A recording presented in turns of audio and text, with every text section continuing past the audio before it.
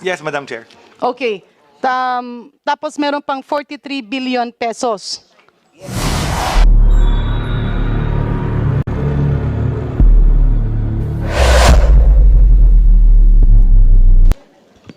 So, Madam Honorable Chair, Castro. ang problema nga ngayon, nakikita natin, no? So, merong ganitong report, 2023 pa, napunta sa COA. DOH ba yan, COA? You are, yes. DOH, COA. Tama. Yes, Pero, yes po. sinasabi ninyo ba na hindi nyo pinabasa man lang kay Secretary o binigay man lang sa former Secretary regarding dito sa COA report? I would like to clarify that the report on the fraud audit was prepared by another office in the commission. I don't So, think that's relevant Yes now. po. Ang tanong is,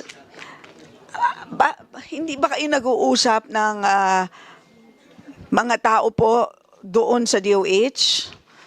Ang opisina po ninyo is nasa DOH, tama po? Yes po, Your So wala kang Honor. kausap na taga-DOH? Pertaining to this fraud audit report, there is a separate team which transmitted this report to the... Hindi nga po, but isn't this something unusual? Hindi ka naman nakakatanggap ng fraud report araw-araw, tama, di ba? Yes po. Yes po, Your Honor. So anong ginawa ninyo nung natanggap ninyo yung fraud report noong November 2023? Hindi ninyo pinagbigay alam ang DOH na merong ganitong pangyayari? Your Honor, they are given a copy of the fraud audit report. Ang DOH mismo? Yes, the Commission on Audit in the DOH is just given a copy. So, Of you, the okay. transmitted fraud So you audit know report. for a fact na ang mismong DOH ay nabigyan ng kopya? Yes po, Your Honor. That Okay. is the protocol po. So, Honorable Castro, do you want to proceed? Yes. Undersecretary Bravo, nabigyan daw ng copy. Hindi nyo po binigyan si Secretary Herbosa? Madam Chair, I was told that merong fraudulent audit findings. Hindi po nabigyan yung mga sa finance side because kasama sila sa kinakasuhan. Well, the more na dapat meron din kayong copy kasi kinakasuhan kayo. Madam Diba? Chair, yung isang involved sa kinakasuhan, yun ang sumagot. Yung dati naming finance director, may sagot po siya sa isang audit findings. Okay, Madam Chair, mahalaga kasi itong audit findings na ito kasi may kinalaman ito sa napakalaking pondo, 47 billion. At siguro naman, hindi lang isang member ng DOH ang involved dito. Actually, 11 to, no, Madam Chair. So, kung bubusisiin ko to isa-isa, tatanungin ko kung ano yung mga naging process, bakit nagkaroon ng ganito.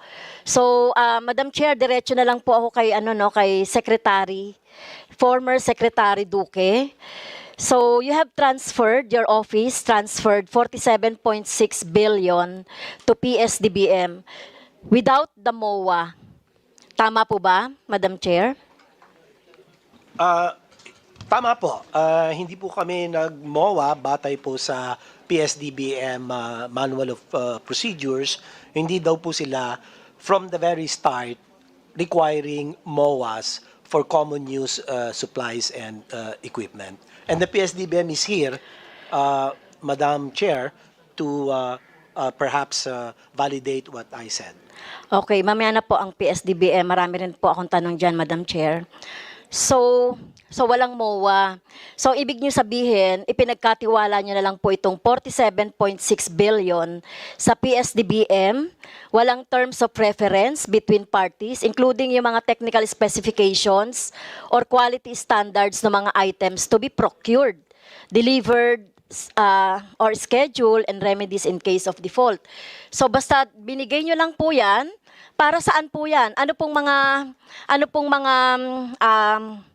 deliverables ang gusto ninyong mangyari dyan sa 47 billion, Madam Chair?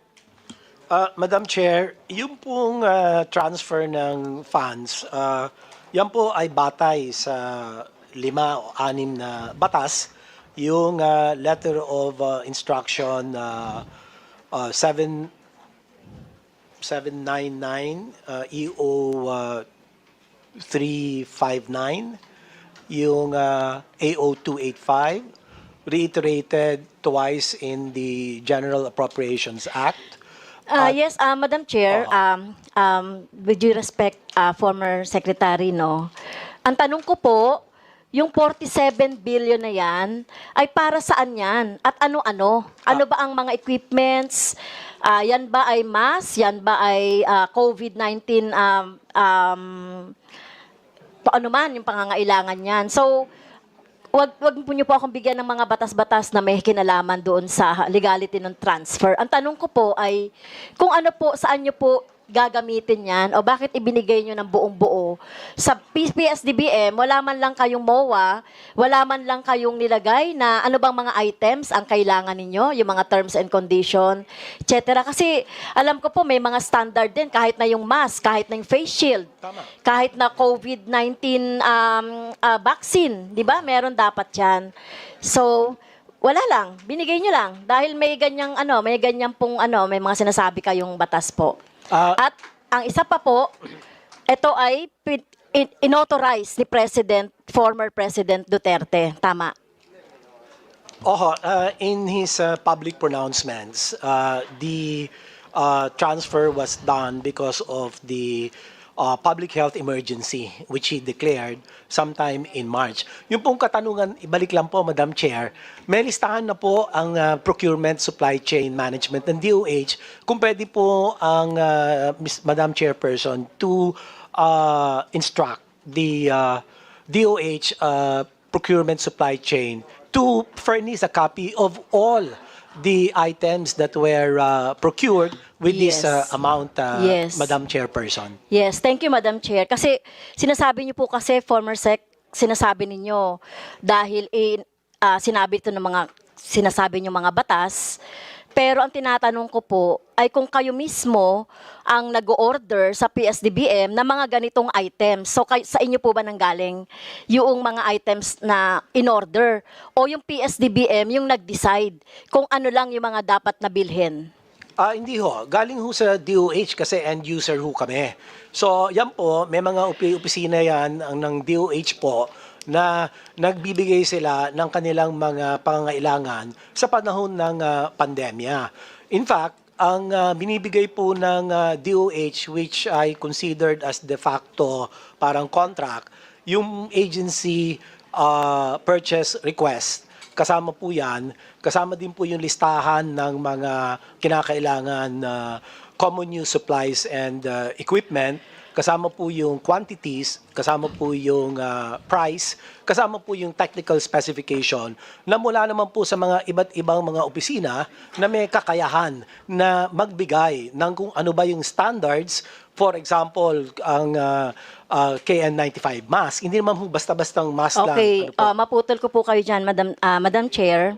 Nakalagay kasi dapat kung may MOA kayo, nandiyan yung mga technical specification. So sino po ba yung magbibigay ng technical specifications? Kasi kung MOA yan, dapat nakalagay doon. So sino bang nagbigay ng technical specifications? Is it the DOH? Yes, Your Honor. Ang technical specification. Pero sinasabi po dito sa DOH. findings, Madam Chair, ng MOA, wala kayong technical specifications. Nakalagay dito, without MOA, which should set the terms of reference between parties, including the technical specifications or quality standards of the items to be procured. Wala po kayong binibigay kasi wala naman kayong MOA. Madam Chair, excuse me for admin lang, nakapag-oath po ba? Okay. So sinasabi nyo, wala po kayong MOA. So nakalagay sa MOA po, Madam Chair, nandun yung technical specifications. And then you are saying merong technical specifications na binigay kayo sa PSDBM kasi ang nakalagay dito sa report po, Madam Chair, ng COA ay wala. Meron po ang technical specifications, binibigay po yan kasama doon sa atin agency purchase request. Kasama po yung mga quantities and prices at yan po ang yung agency procurement plan, yung procurement project management at Okay. marami pa pong mga Okay? Thank you, documents. Madam Chair. Can you submit that, Madam Chair, ano, yung pati yung meron po siyang yung nakalagay po na ni-receive po ng PSDBM, including yung mga technical specification. Kasi number 2, sa findings po, nakalagay dito, the DOH failed to supply the PSDBM with complete technical specification and other relevant standard requirements on COVID-19 items in the APRs relative to its fund transfer, amounting to 47.6. Sabi pa rito, Madam Chair, such failure resulted in PSDBM's procurement of COVID-19 items without complying with the quality and safety standards. So yan po, no, yung number 2 na item na findings ng COA. So, di ko po alam kung sino nagsasabi ng totoo, kung nagsasabi po si former Secretary Duque ng tama o yung PSDBM. So, tignan ko po kung talagang meron kayong terms of reference to be submitted, Madam Chair. Nakalagay din dito, Madam Chair, the DOH did not appropriately exercise admin control in ensuring the availability of PPEs and other medical supplies and suitable warehouse facilities for the items. Okay? Hindi po kayo nagmo-monitor mga delivery, okay, na galing sa Pharmally, Madam Chair. So yun po yung mga ano dito, no, mga findings dito. Did not monitor the liquidation of the fund transfer in the amount of 38 billion and 8 billion with the validity period set until June 30, 2021. So, ano pong comment dito ng former Secretary Duque, Madam Chair?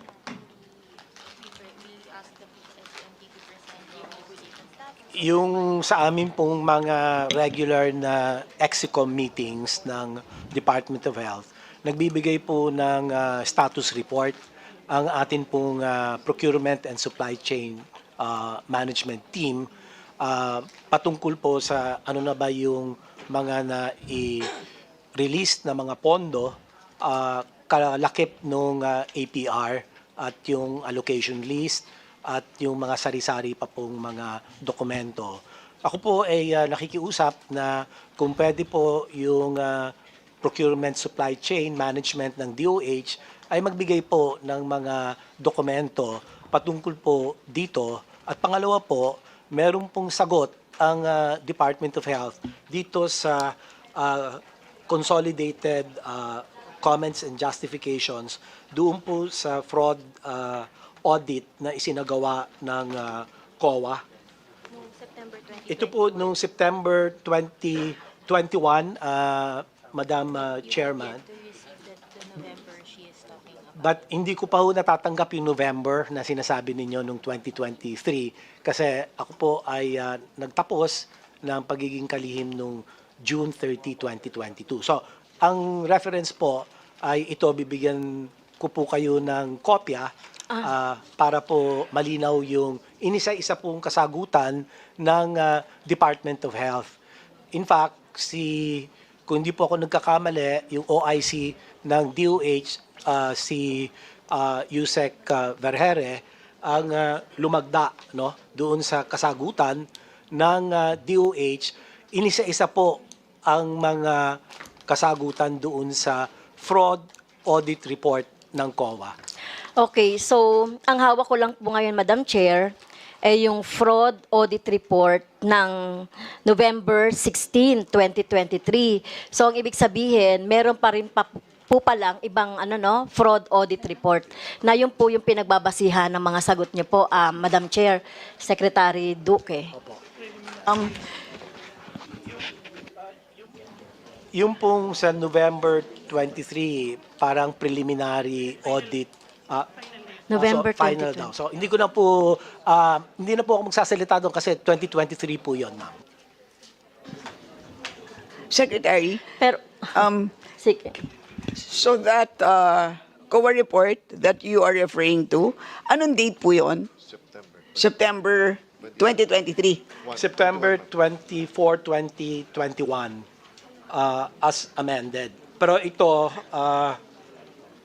yung October 17, 2022 binigay itong sulat sa Department of sa Commission on Audit galing po sa Department of Health. So, maybe the yes. good OIC can clarify on the matter, Madam Chair, as a matter of suggestion. Yes, can we request from the DOH a copy of the COA report dated 24 September 2021 and a copy of the response of the DOH dated 17 September 2022?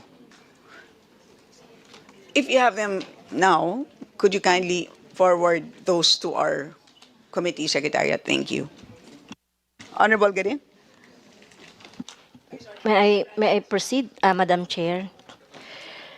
So yun po, bigyan niyo na lang po kami ng copy. Siguro, dapat alam niyo rin po yung November 16, 2023. Dahil, Madam Chair, nakalagay po dito sa COA report, yung DOH officials and employees found by COA to be responsible for the alleged irregularities and the nature of their participation or inaction therein are as follows. So, Madam Chair, number 1 po dito si former Secretary Duque and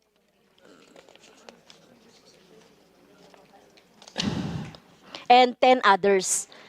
Madam Chair. Kaya dapat po, Madam Chair, dahil involved naman po dito si former Secretary Duque, dapat alam nyo rin po ito. So, ibig sabihin, hindi nyo pa po nasasagot etong, halimbawa po, kasi ngayon, alam ko po ang ombudsman, magpa-file ng kaso, kasama po kayo doon sa kaso. So, hindi nyo pa po nasasagot, Madam Chair. Patungkol po sa ombudsman case, ako po ay inatasan na mag-submit ng motion for reconsideration, and I'm just waiting, Madam Chairperson, Your Honors, for the action of the ombudsman on my MR. So everything, my legal team has already submitted all the documents to support and counter the baseless allegations that were filed against my person. Thank you. So ulitin ko lang po, Madam Chair, to summarize po yung mga tanong ko po sa DOH. So sinasabi po ni Secretary Duque that they transferred 47.6 billion to PSDBM without the MOA. Pero skeptical pa sa atin kung talagang merong nga bang technical specifications or quality standards.